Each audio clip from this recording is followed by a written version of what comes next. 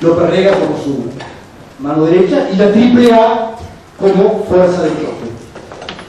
La situación del país no podía ser peor.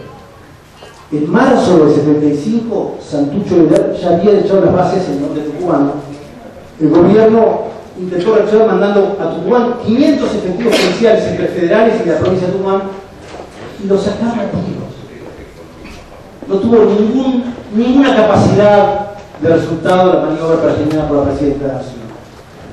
Según el diario de la opinión, no estoy hablando de Clarín, digamos, según el diario de la opinión que era de Jacobo Timerman, decía, Jacobo Timerman es el padre de nuestro canciller, ¿no? Decía, para el mes de agosto del 75, 8 meses antes del golpe militar, para el mes de agosto del 75 en el país ocurrió una muerte por razones políticas cada 48 horas, mientras que en octubre del 75 sucedió lo mismo pero cada 19, una muerte por razones políticas cada 19 horas en el país. ¿Qué pasa? El gobierno dice, esto no puede seguir así. Y dicta un decreto secreto número 261. El decreto secreto 261, que dice, que manda, firmada por la presidenta Margarita Estela, la totalidad de sus ministros, y dice, manda a las Fuerzas Armadas a ejecutar las operaciones militares que sean necesarias a efectos de neutralizar y o aniquilar el accionar de los elementos subversivos que actúan en la provincia de Tucumán. Nacía el operativo Independencia. La Argentina vivía momentos de zozobra, el temor, la inseguridad de los asuntos cotidianos. Tanto así que en el junio del 75 los medios informaban que desde el advenimiento de la democracia, 25 de mayo del 73, hasta ese momento, se habían producido 5.097 hechos terroristas. 5.097 hechos terroristas. Lo decía la opinión, no decía Videla, la opinión. En el gobierno de Isabel Perón, no en el proceso de organización nacional. Para peor, se sucede el Rodrigazo. ¿Qué era el Rodrigazo? El Rodrigazo fue el ministro de Economía de Isabel Perón, era Celestino Rodrigo, que en el medio de este caos generalizado tuvo la genial idea de meter un tarifazo económico infernal a los productos y a los servicios. Y se produce en la provincia de Córdoba una revuelta obrera estudiantil muy pero muy importante. O sea, el estudiantado cordobés estaba infiltrado por elementos subversivos. Este clima de caos, de desgobierno, de inflación proyectada al 17.000%, 17.000% de inflación anual, genera un gran mar de incertidumbre. Y los montoneros dicen que estamos más cerca que nunca del poder.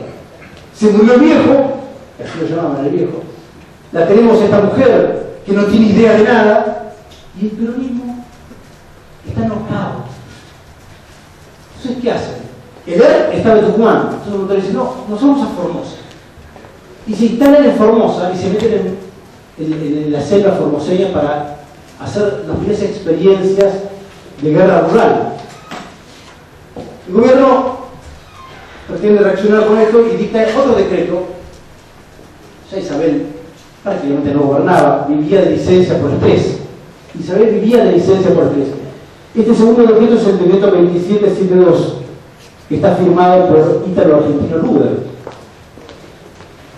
Y los ministros de Isabel, entre los más resonantes a Roucao y Cafiero, ¿no? Roucao y Cafiero, nombre conocido, ¿verdad? Este decreto dice, las Fuerzas Armadas procederán a ejecutar las operaciones militares y de seguridad que sean necesarias para los efectos de aniquilar y accionar los eventos subversivos en todo el país. Ahora, yo le pregunto, señor presidente, ¿podemos hoy incurrir en el facilismo demagógico de tomar esta fecha con liviandad e irresponsabilidad, usando el aniversario presente para demonizar eternamente a las Fuerzas Armadas y disimular todo lo que hizo la AAA, todo lo que hicieron los movimientos subversivos y todo lo que no hicieron los partidos políticos tradicionales? No se robaban, bebé. ¿Podemos hacer eso? ¿Tenemos derecho nosotros a mentir la verdad, a tergiversar los hechos? Yo creo que no estamos contribuyendo a la verdad, de ninguna manera. La fecha que nos convoca es emblemática. Dado que por entonces Argentina era un escenario de violencia inusitada.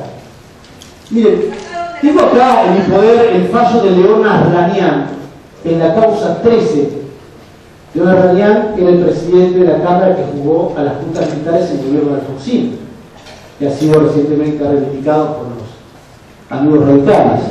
¿Saben lo que dice la sentencia de esa Cámara? Dice lo siguiente. El país vivía una guerra interna y revolucionaria. Legisladores también había una guerra. Desatada por el terrorismo de Ler y Montoneros, que contaban con 25.000 efectivos entre militantes guerrilleros y satélites que los proveían de adoctrinamiento, víveres y militancia. En Coyotá, sendas bandas cometieron entre el año 1969 y 1979, o sea, en 10 años, estoy hablando de la sentencia de Arranián, ¿no? Cometieron 21.655 atentados, de los que se contabilizan 1.748 secuestros, 1.500 homicidios, 5.000 colocaciones de explosivos, entre otras fenómenos. Esto lo dice la sentencia de Arranián, no lo dice Ricardo Bosch. La organización peronista AAA y la organización peronista Montoneros y la banda de Ler ya se habían cobrado las vidas de cerca de 1.500 argentinos, como dicen. ¿Y cuál fue la respuesta de la dirigencia política? ¿Qué hizo? ¿Qué hizo la política con todo esto? ¿Cómo reaccionó? Miren, la verdad que es increíble, ¿no? Porque uno cuando escucha a la dirigencia política actual no puede creer, porque hay que ir a la época y leer los diarios de sesiones de la Cámara de Diputados, los diarios de sesiones de la Cámara de Senadores, los diarios, La Opinión, La Razón, La Tarde, Clarín, Nación, para ver qué hacía la clase política, qué hacían los políticos.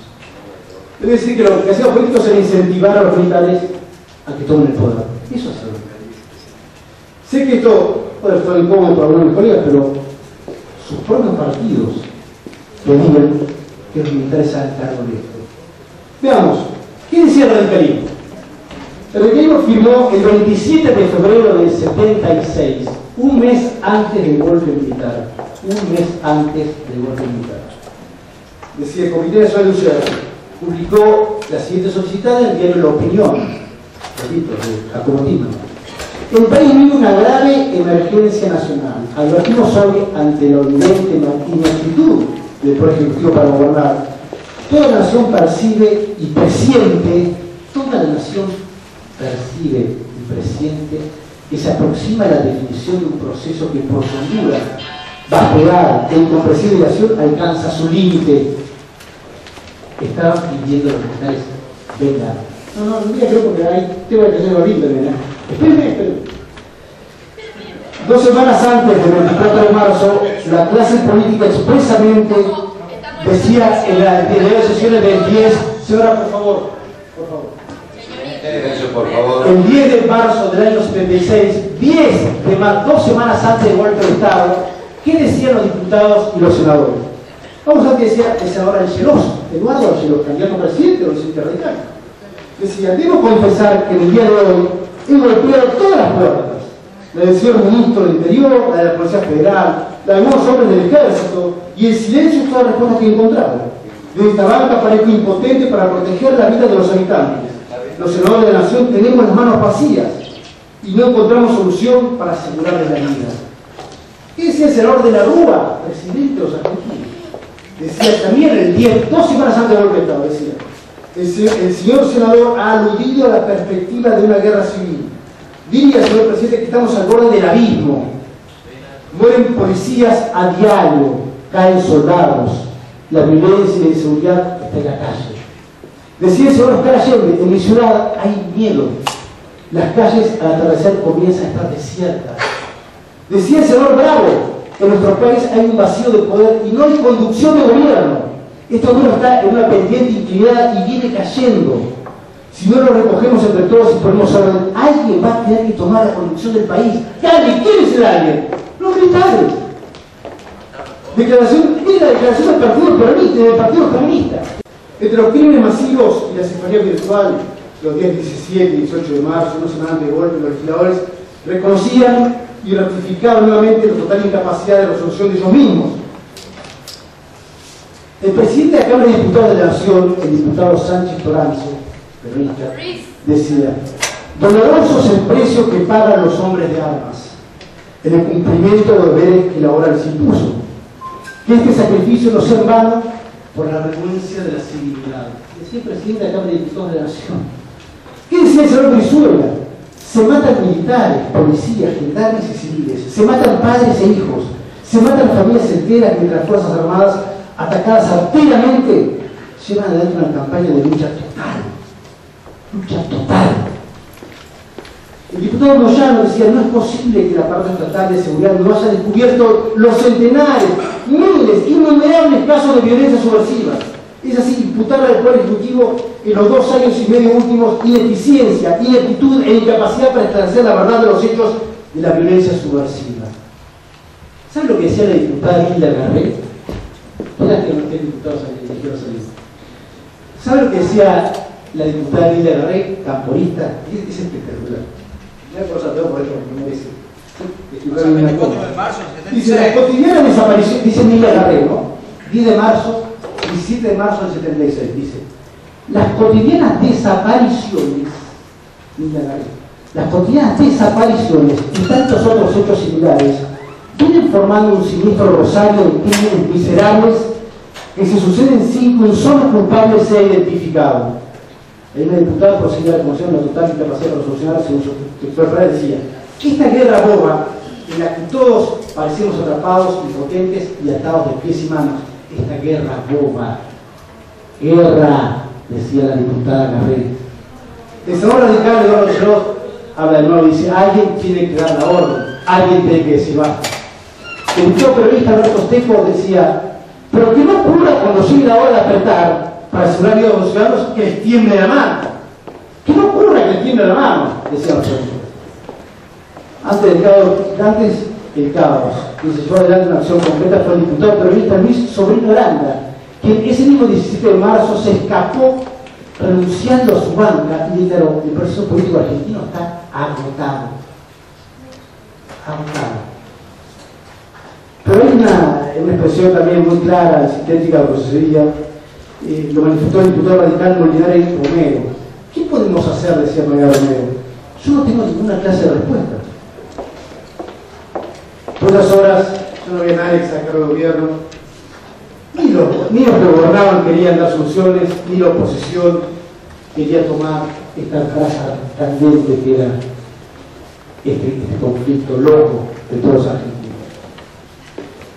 Por esas horas, el monográfico líder de la CGT, el dirigente periodista Casildo Herrera, se escapó de Uruguay y de Montevideo dijo: yo me borro. Yo me borro. Usted ha visto que los que se animan en lugar de dar respuestas tienen ganas de borrarse. Dijo Balbín, el día más un opositor, el doctor Balbín, presidente de UCR, 48 horas antes de golpe de Estado, dijo: hay soluciones, pero yo no las tengo. Hay soluciones, pero yo no las tengo. Era el líder opositor, pero a ver, era el líder opositor. Hay soluciones, pero yo no las tengo. Había chances de salir política, porque se dice: estamos cerca de las elecciones, se habían anticipado las elecciones, faltaban 8 meses para ir. Mire, nadie quería elecciones. Nadie. No había candidatos. Balbín decía que no tenía soluciones. Ningún dirigente de oposición se animaba a presentar ninguno. No había programa electoral, no había junta electoral, no había lista de fiscales, no había propaganda política. No había gobierno. No había gobierno. Y acá me acaban de decir que ahora que el 24 de marzo se interrumpió la institucionalidad. No, esto fue mucho antes. No había gobierno en Argentina. Sí, los montoneros de aquí, claro.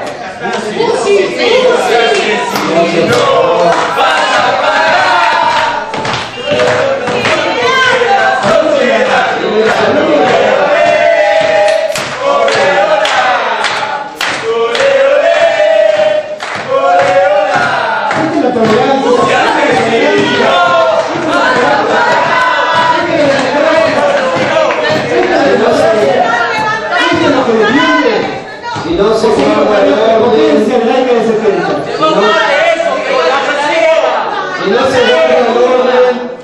Se va a proceder a hacer desalojar la sala, por favor. Decía Oscar Camillón, a la postre el ministro de Carlos Menem, de su trabajo Memorias Políticas. ¿Por qué no se trabajó en la sucesión de Isabel? Yo creo que en un momento dado es imposible. Faltaba para terminar el mandato de Isabel un año y la situación económica se ve inmanejable. La experiencia de hiperinflación de las condiciones internacionales sumadas al problema de violencia terrorista hacía muy difícil la hipótesis de que pudiera mantenerse un año más. Lo único que dio estabilidad al último ciclo de Isabel, quiero decir, que demoró el golpe, era la renuencia de los militares. Eso decía Oscar Camillón, un chico dirigente peronista y esposo del ministro de Guerra. Es decir, los militares no querían hacerse cargo del gobierno, dice Camillón. Ahora, ¿qué decían los medios de comunicación? Volvamos a leer la opinión de Jacobo Timan, es decir, una Argentina inerme ante la matanza. Esa es la tapa de la opinión del 23 de marzo del 76, un día antes del golpe. Una Argentina inerme ante la matanza. Y repasando la sobre sí informaba la opinión. El terrorismo ha causado 1.358 muertes desde el 25 de mayo del 73, así de grosas. 66 militares, 136 miembros de las policías provinciales, 34 de la Policía Federal, 677 civiles mataron a los montoneros, ilegal, por supuesto, ¿no? Y 445 subversivos. En cuanto a Tucumán, coincide la periodista y ex miembro de la María Giovanni, confirma que el líder de su organización, Mario Santucho, en 1975 contaba con 500 combatientes solo para instalarse en la selva tucumana. El 8 de enero dio la opinión bajo el título de 11 meses de operaciones y programa. Desde la iniciación de Operativo Independencia en la zona de Famayá, el 9 de febrero del 75 se produjeron alrededor de 500 enfrentamientos entre los grupos subversivos y las Fuerzas Armadas.